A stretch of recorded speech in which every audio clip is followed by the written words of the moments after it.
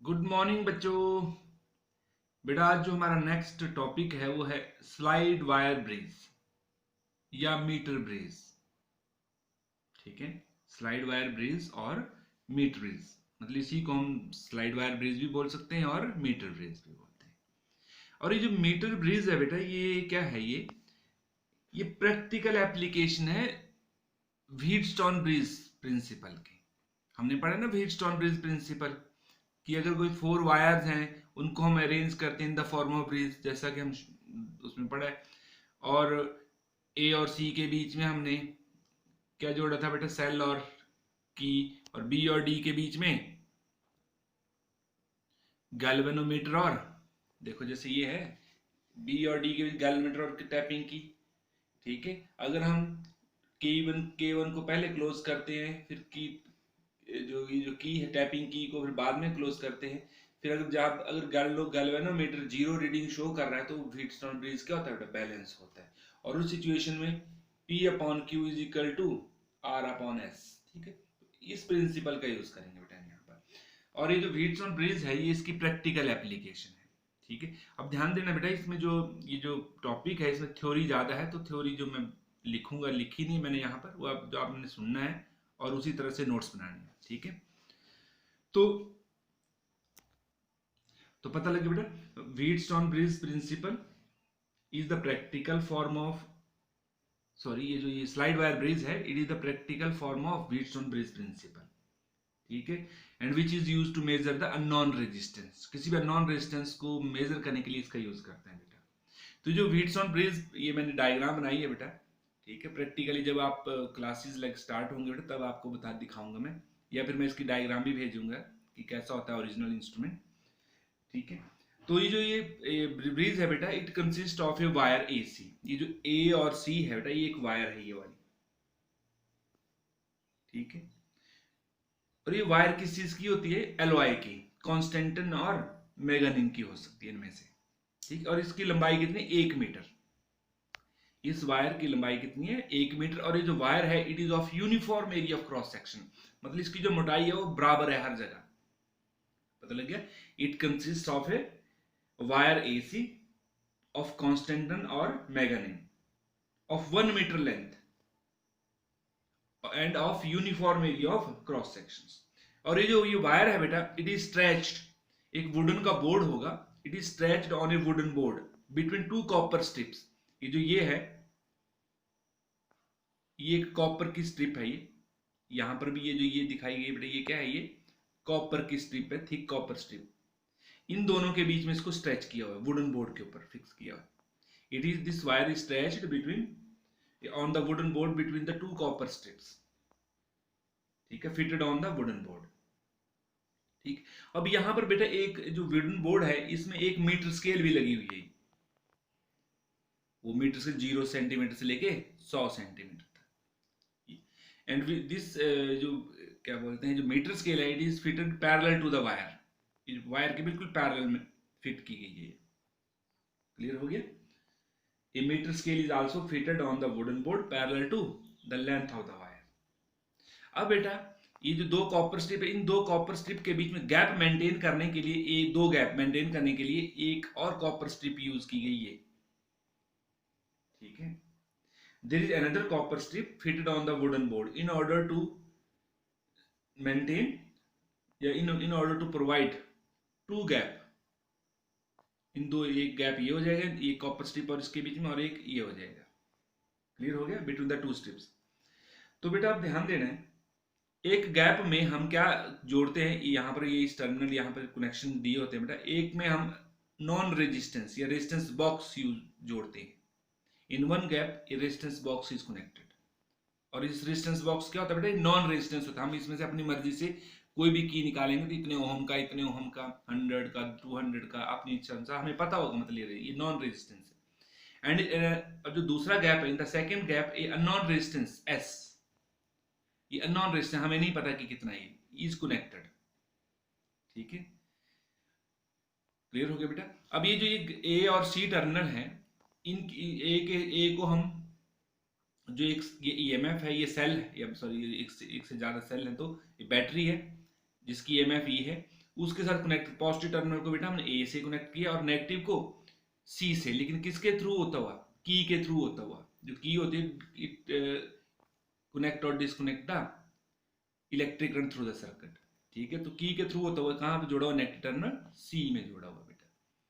और जो जी है, जी के साथ बेटा हमने ये एक वायर है, ठीक है, और इसको गैल्वेनोमीटर के एक एंड से जोड़ दिया गया है और दूसरा एंड जॉकी के साथ जोड़ दिया बेटा। जॉकी कुछ भी नहीं होता है, एक मेटालिक कॉन्टैक्ट ही होता है बेटा, ठीक है। मेटल की रॉड होती है, लेकिन उसके ऊपर क्या होती है बेटा, प्लास्टिक चढ़ी होती है, ठीक है। तो एक एंड को हम जोड़ेंगे मेटल के साथ, दूसरा एंड भी मेटालिक होता है बेटा। तो उसको हम पकड़ने के लिए यहाँ पर क्या लगी होती है, जैसे ये पेन टाइप है, तो पेन के अंदर जैसे रिफिल जाता है बेटा, वैसे रिफिल, जैसे रिफिल को मान लो मेटालिक कॉन्टैक्ट, एक एंड पे क्या जोड़ देंगे हम, इस एंड पे जोड़ेंगे इस वायर को, एक एंड यहाँ पर, और दूसरा एंड क्या होता है, इस वायर के ऊपर स्लाइड करेंगे, ठीक है। जब और वो पॉइंट निकालेंगे जहां पर गैल्वेनोमीटर कितनी रीडिंग शो करता है बेटा, 0। उस मान लो ये बी पॉइंट है, ठीक है। तो ये भी जहां पर भी रीडिंग 0 आएगी, उस पॉइंट को क्या मान लेंगे बेटा, बी पॉइंट।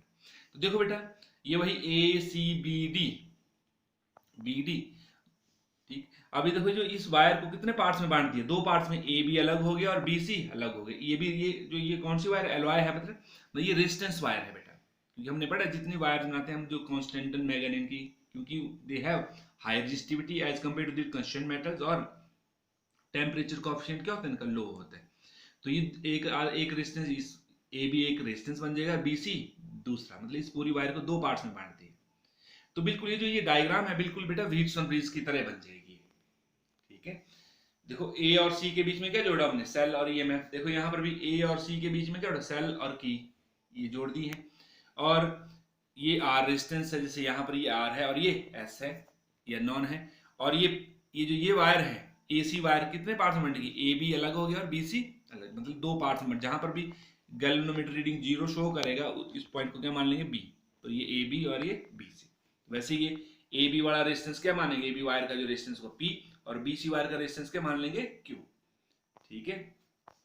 और ये गैल्वेनोमीटर, डी पॉइंट गैल्वेनोमीटर और जॉकी के साथ जुड़ा हुआ है। हाँ, यहाँ पर हम की भी जोड़ सकते हैं, टैपिंग की, लेकिन यहाँ पर जोड़ने की जरूरत है, क्योंकि हम इसको क्या करते हैं, जो ऑलरेडी डिस्कनेक्टेड होता है, फिर हम जब इस की को क्लोज करेंगे बेटा हम, तब इसके ऊपर स्लाइड करवाते हैं, ठीक है। तो ये डायग्राम जो है वो बिल्कुल सेम किसकी तरह बेटा, व्हीटस्टोन ब्रिज की तरह है, मतलब क्लियर हो गया। तो आप कैसे लिखेंगे बेटा, आप समझ गए ना, स्लाइड वायर ब्रिज क्या है, ये practical form of Wheatstone bridge principle, ठीक है, which is used to measure unknown resistance, जैसे ऐसा नॉन रेजिस्टेंस है, इसको मेजर करने के लिए यूज करते हैं। It consist of a wire AC of manganin और किस चीज की, कांस्टेंट, और having uniform area of cross section, and this wire is stretched on a wooden board between 2 copper strips. ये थिक कॉपर स्ट्रिप्स होती हैं, fitted on the wooden board, clear. A metre scale, जैसे जी 100 centimetre वाली है ये, a metre scale is also fitted on the wooden board parallel to the wire. In order to maintain 2 gaps, another copper strip is used, ठीक है, fitted on the wooden board.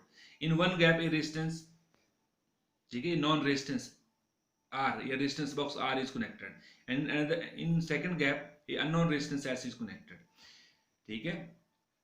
Positive terminal of the battery is connected to A and negative terminal of the battery E is connected to C through one way key, ठीक है। And between the and one end of the galvanometer is connected to point D and another end is connected to jockey B, which can be slide on the wire AC. Clear हो गया बेटा? And this diagram is exactly same as that of Wheatstone bridge.